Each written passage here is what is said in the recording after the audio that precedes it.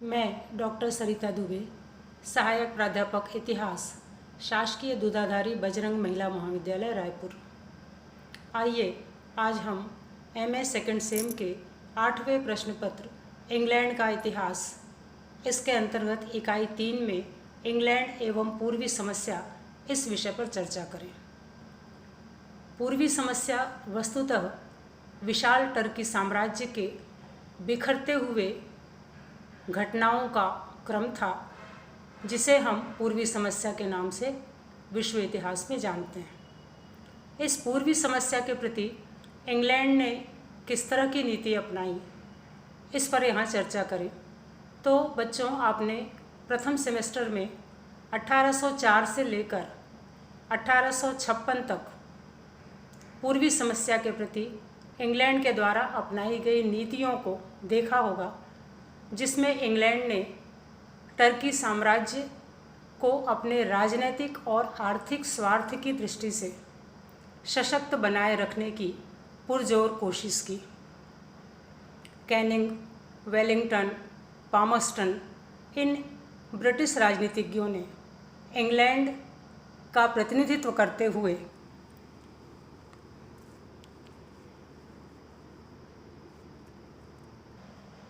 Turkey साम्राज्य को रूसी साम्राज्यवादी नीति से बचाने की भरपूर कोशिश की। वस्तुतः यदि आप विश्व राजनीति को पढ़ेंगे तो रूस और इंग्लैंड दोनों ही साम्राज्यवादी देश थे और दोनों ने अपने साम्राज्यवाद का विस्तार एशिया में और यूरोप में करने का प्रयास किया। इसी नीति के तहत रूस और टर्की के बीच क्रीमिया का युद्ध हुआ था, जिसमें इंग्लैंड ने टर्की को सहायता प्रदान की ताकि टर्की एक सशक्त देश के रूप में स्थापित हो सके और रूसी साम्राज्यवाद का सामना कर सके। परिणाम आपको मालूम है कि इंग्लैंड के सहयोग से टर्की क्रीमिया के युद्ध में विजित रहा और रूस पराजित हो गया। बच्चों, ये आपके प्रथम सेमेस्टर का पूर्वी समस्या और इंग्लैंड का एक संक्षिप्त परिचय था। आइए देखें कि पूर्वी समस्या का द्वितीय चरण, जो आपके सेकंड सेमेस्टर के पाठ्यक्रम में है, इसमें इंग्लैंड ने किस तरह की नीति अपनाई। तो बच्चों, सेकंड सेम में आपको 2 बिंदुओं पर इंग्लैंड की पूर्वी समस्या संबंधी नीति को समझना होगा। प्रथम बिंदु है बर्लिन कांग्रेस में इंग्लैंड की नीति और दूसरा है बाल्कन संघ के साथ टर्की के होने वाले संघर्ष में अपनाई गई ब्रिटिश नीति। इन्हीं दोनों बिंदुओं पर आज अपन चर्चा करेंगे। आप लोगों को पूर्वी समस्या के इन दोनों घटनाओं को जानना होगा, तभी इन घटनाक्रमों से संबंधित इंग्लैंड की नीतियों को समझ पाओगे। तो बच्चों, बर्लिन कांग्रेस का आयोजन इसलिए हुआ क्योंकि 1876-77 में जब रूस और टर्की के बीच संघर्ष हुआ, उसमें रूस को विजय मिली और टर्की हार गया। पराजित टर्की के एक बड़े हिस्से पर रूस का अधिकार हो गया। रूस ने इस विजित क्षेत्र को वृहत बल्गेरिया राज्य का निर्माण करके टर्की में रूसी प्रभाव स्थापित करने में सफलता पा ली। अब हम इंग्लैंड की नीति को देखें तो पूर्वी समस्या के प्रति इंग्लैंड की हस्तक्षेप की नीति उभर कर सामने आती है, क्योंकि टर्की में रूसी प्रभाव का बढ़ना इंग्लैंड के एशियाई साम्राज्य को राजनीतिक और आर्थिक नुकसान पहुंचा सकता था। इसीलिए इंग्लैंड के प्रधानमंत्री डिज़रेली और विदेश मंत्री सैलिसबरी ने टर्की से रूसी प्रभाव को समाप्त करने के लिए यूरोपीय राजनीतिज्ञों से मिलकर इस दिशा में प्रयास करना आरंभ कर दिया। इसी पृष्ठभूमि में 13 जून से 13 जुलाई 1878 को बर्लिन कांग्रेस का आयोजन किया गया, जिसमें इंग्लैंड के दोनों प्रतिनिधि डिज़रेली और सैलिसबरी सम्मिलित हुए। इनके एवं बिस्मार्क के प्रयासों से बर्लिन कांग्रेस में महत्वपूर्ण निर्णय के रूप में वृहत बल्गेरिया, जिसका निर्माण टर्की के भूक्षेत्र में रूस ने किया था, उसे पुनः रूस के आधिपत्य से हटाकर टर्की के नियंत्रण में दे दिया गया। इस तरह इंग्लैंड जो टर्की में रूसी प्रभाव को समाप्त करना चाहता था, उसमें उसे सफलता मिली। और जब डिज़रेली वापस इंग्लैंड आया तो उसने कहा कि मैं कांग्रेस से सम्मानजनक शांति लाया हूँ, और महारानी विक्टोरिया ने भी उसका सम्मान किया और उसे उपाधियों से नवाजा। तो बच्चों, उपरोक्त घटना में हम पूर्वी समस्या के प्रति किस प्रकार की नीति इंग्लैंड ने अपनाई, इसको देखते हैं। इंग्लैंड ने हस्तक्षेप और टर्की को सशक्त करने की नीति अपनाई। इससे इंग्लैंड के राजनीतिक स्वार्थ की सिद्धि होती है। आइए अब हम दूसरी घटना का अवलोकन करें, जो पूर्वी समस्या का अंतिम महत्वपूर्ण घटनाक्रम है, बाल्कन युद्ध 1912-13। यह एक महत्वपूर्ण अध्याय है पूर्वी समस्या का और प्रथम विश्व युद्ध की पृष्ठभूमि भी है। इससे संबंधित इंग्लैंड की नीति क्या थी, इस पर यहाँ पर चर्चा करें। तो बच्चों, ये जो बाल्कन युद्ध हुआ, 2 बार हुआ। प्रथम बाल्कन युद्ध टर्की और बाल्कन संघ के 4 राज्यों के बीच हुआ, जिसमें बल्गारिया, यूनान, सर्बिया और मॉन्टीनिग्रो थे, और दूसरी तरफ कमज़ोर होता हुआ टर्की साम्राज्य। इनके बीच में यह बाल्कन युद्ध शुरू हुआ। युद्ध के दौरान बाल्कन संघ लगातार सफलता प्राप्त करता रहा और टर्की एक कमज़ोर राष्ट्र के रूप में पराजय की ओर अग्रसर होने लगा।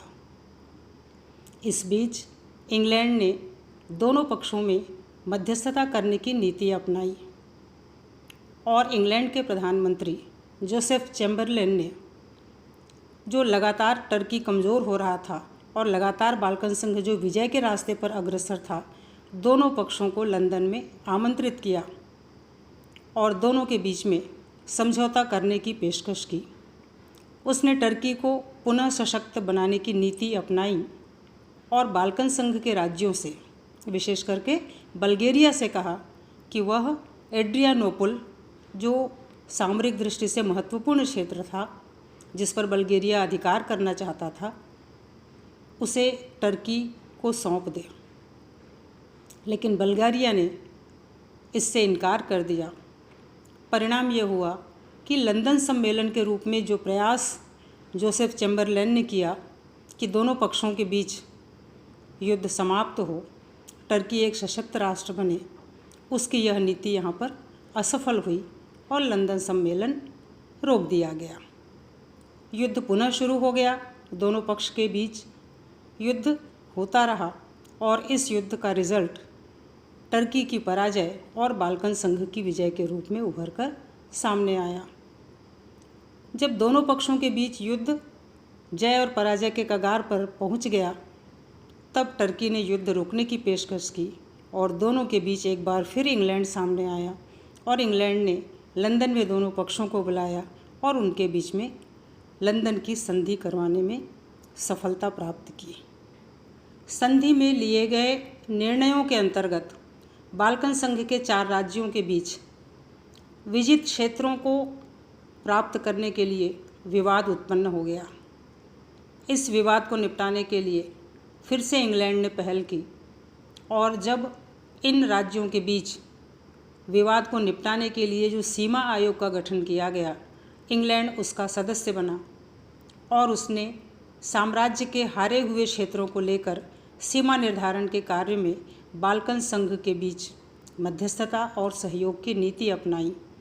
और इस तरह से बाल्कन युद्ध में इंग्लैंड लगातार यह प्रयास करता रहा कि पूर्वी समस्या का हल हो, उसका निराकरण हो और यूरोपीय राजनीति इस पूर्वी समस्या से परे हटकर अपनी अंतर्राष्ट्रीय नीतियों की ओर ध्यान दें। आइए इंग्लैंड की पूर्वी समस्या के प्रति नीति की समीक्षा करें। तो पूर्वी समस्या के द्वितीय चरण में 1878 से 1913 तक की गतिविधियों में 2 प्रमुख घटनाएं सामने आती हैं, बर्लिन कांग्रेस और बाल्कन युद्ध। इन दोनों घटनाओं को इंग्लैंड के प्रधानमंत्री डिज़रेली, विदेश मंत्री सैलिसबरी और प्रधानमंत्री चैम्बरलेन ने आपसी अपनी हस्तक्षेप की नीति से प्रभावित किया।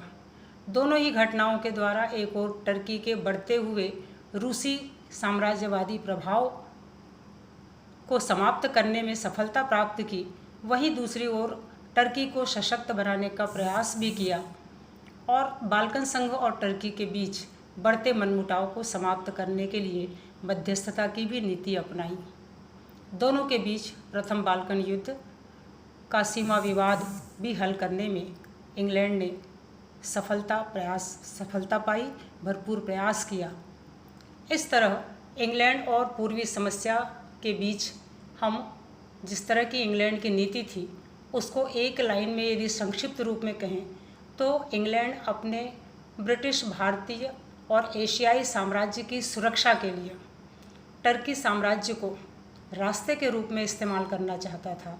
इसीलिए उसने लगातार प्रयास किया कि टर्की पर रूसी साम्राज्यवाद हावी ना हो और टर्की एक सशक्त राष्ट्र बना रहे और इंग्लैंड के ब्रिटिश भारतीय साम्राज्य की सुरक्षा हो सके।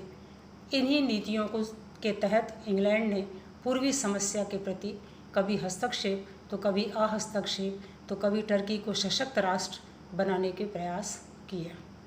तो बच्चों, ये है इंग्लैंड और पूर्वी समस्या का अध्याय।